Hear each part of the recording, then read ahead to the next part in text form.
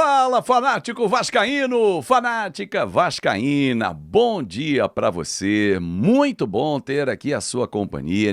Chega deixando o seu like, a mãozinha que tá aqui embaixo, que é muito importante para o nosso canal. Gratidão a você que se junta diariamente. Você é novo no canal, chega, abre a sua porta aí, estamos juntos aqui no Fanático Vascaíno. Se inscreve, hein? É muito legal e olha, é de graça. Gente, vamos debater aqui o jogo de amanhã. Já até tô pronto pro jogo, né? Já botei a camisa de jogo, vamos pra cima, mas é só amanhã. Vale a pena seguir na Sul-Americana? O Vasco é um devedor que a gente já sabe, de bilhão. Mas numa entrevista ao canal Sports Markers, Market Makers, acho que é isso o nome, o Fábio Melo, empresário do Adson, trouxe detalhes muito importantes e talvez jogue luz em algumas contratações. Vamos falar sobre isso? Então vamos embora, vou começar sobre esse assunto. O Fábio Melo, que é empresário do Adson, revelou nesse podcast, está aqui no YouTube, que o Vasco, que não pagou nenhuma parcela ao Nantes da França, na contratação feita pela 777, é lá atrás, mas não importa, foi a SAF do Vasco que fez. O Vasco não pagou R$1 da comissão do Fábio Melo, que é o agente do atleta, que é normal, e o Fábio Melo levantou a seguinte questão. O Vasco entra em recuperação judicial, propõe a mim a dívida que eu tenho, reduzir 90%, que é o deságio que ele oferece, e me pagar em 19 anos. E o pior, o Vasco está no papel dele. Eu devo, olha só, mas consigo te pagar assim. Beleza. Só que o pior vai passar agora. O Vasco liga pro Fábio Melo, Fábio Melo, esquece esse jogador, ele é teu. O Fábio Melo disse o seguinte, falou, cara, se for bom pro meu atleta, eu tenho que engolir e fazer a operação, pensando na performance do atleta. Mas onde é que eu quero chegar com essa denúncia feita pelo Fábio Melo, né? Esse alerta levantado por ele. O Fábio Melo pode pensar assim, o Giuliano Bertolucci pode não pensar. O Carlos Leite pode não pensar assim. Aí a gente para nas mãos de um empresário.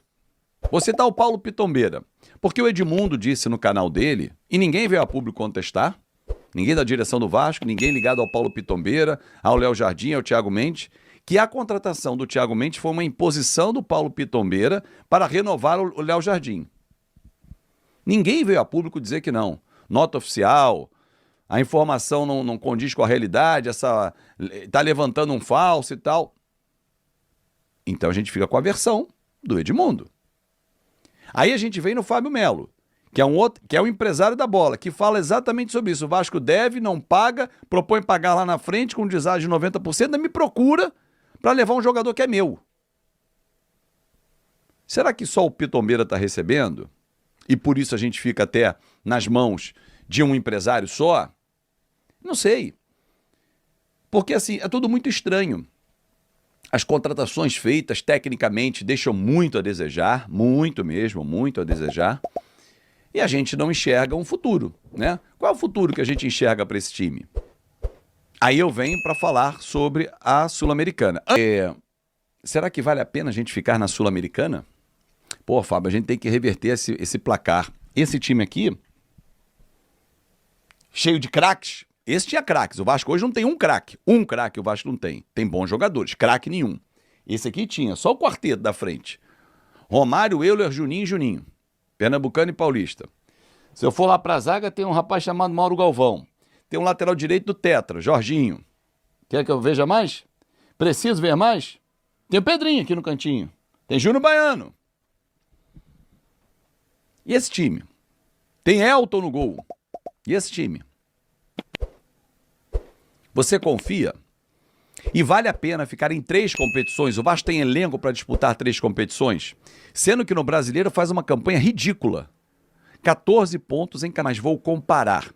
O Mirassol está de parabéns, está na parte alta da tabela, é 7º colocado, né? Agora com a rodada mudou, mas até iniciar o domingo ele era o 7º colocado na tabela de classificação, tem 7 pontos a mais que o Vasco, tem um CT infinitamente superior ao do Vasco e ao Mirassol. Será que é tão difícil fazer uma gestão competente por muitos anos? E aí eu não vou jogar só na conta dessa gestão, não, que essa está há 1 ano e meio. Mas todas que passaram. Será que você, que foi presidente do Vasco e está vivo, senhor Alexandre Campelo, senhor Jorge Salgado, os seus vice-presidentes, aqueles que passaram junto com vocês, os conselheiros que aprovavam as contas, será que vocês dormem felizes ou satisfeitos? Falam, cara, eu fiz um bom trabalho na minha gestão. Osório, Duque Estrada, Adriano Mendes e tantos outros. Vitor Roma, cada um na sua pasta. Vocês dormem tranquilos? Ah, não, eu fiz, na minha pasta eu fiz. Legal. Mas você fez parte de uma gestão que levou o Vasco para esse fundo do poço. Essa gestão está tentando, fora das 4 linhas, mudar o cenário. Demanda tempo. Porque dentro das 4 linhas é um horror. As contratações são de chorar. Já falei aqui, trouxe números, trouxe valores, são de chorar. Algumas eles herdaram, como João Vitor, como Jair, né, em termos salariais principalmente. Mas outras eles trouxeram. Lucas Freitas, Lloyd Augusto, Jean Davi, Maxime Domingues, Benjamin Garré, todos trazidos pela atual gestão. Lucas Oliveira, Souza, Alex Teixeira. Só o Nuno que se destaca. Felipe Coutinho, ele era importante e eu não discuto. Essa era uma contratação que tinha que ter sido feita. Mas não com o pacote Felipe Coutinho. Também foi uma imposição do Felipe Coutinho. O Edmundo disse isso várias vezes. Ah, o Vasco disse que não é. E aí? Mas não é estranho? O Alex Teixeira estava 7 meses parado, o Souza também, os dois serem contratados por serem muito amigos do Felipe Coutinho, por mais que tenham história dentro do Vasco. E não performaram. Um já foi embora e o outro está lá até o final do ano. É para pensar, torcedor. Eu não acho que valha o esforço, vale a pena ficar em 3 competições, porque a principal delas chama-se Campeonato Brasileiro. E se nós formos rebaixados pela 5ª vez e jogarmos a Série B pela 6ª vez, eu não sei mesmo quantos milhões de torcedores não vão virar as costas para o clube. E com toda a razão. Porque não é possível que não tenha ninguém capaz de gerir o clube, dentro e fora de campo, com capacidade de trabalho de médio e longo prazo. Como faz o Mirassol, como faz o Fortaleza, como faz o Bragantino. Só para se ter uma ideia, o Bragantino no ano passado, e as pessoas esquecem isso, brigou até a última rodada para ficar na primeira divisão. Ganhou de 5-0 do Criciúma, que deu um sapeca no Vasco de 4-0 em São Januário, aquele mesmo time. Pois bem, e aí salvou.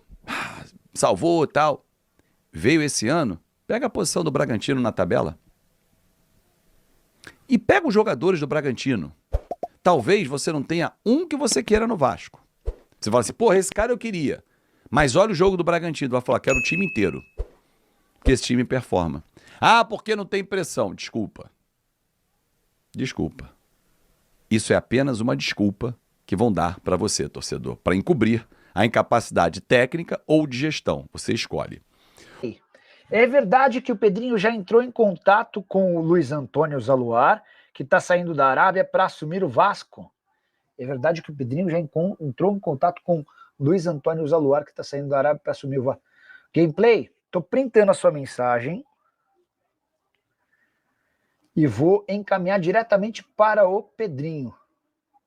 O André Ataíde, quais as novidades sobre atacantes de lado pretendidos pelo Vasco? André, chegaram a especular que o Balbuena poderia ser contratado. O Balbuena, de fato, interessou ao Vasco, especialmente no início do ano, sob o comando do Fábio Carille. O Carille gosta demais do Balbuena, só que na oportunidade o Balbuena estava vinculado a um time russo. Nesse momento isso não acontece, o Balbuena está livre no mercado, 33 anos de idade, paraguaio, com passagens pelo Corinthians. Mas hoje a prioridade no Vasco está em encontrar jogadores para frente. Não acredito nessa história de Brian Rodrigues, assim como também não acredito que o atacante uruguaio que pertence ao América do México possa pintar no Santos. E aí pessoal, beleza?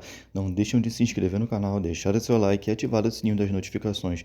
Um bom dia e um forte abraço, tamo junto e até o próximo vídeo.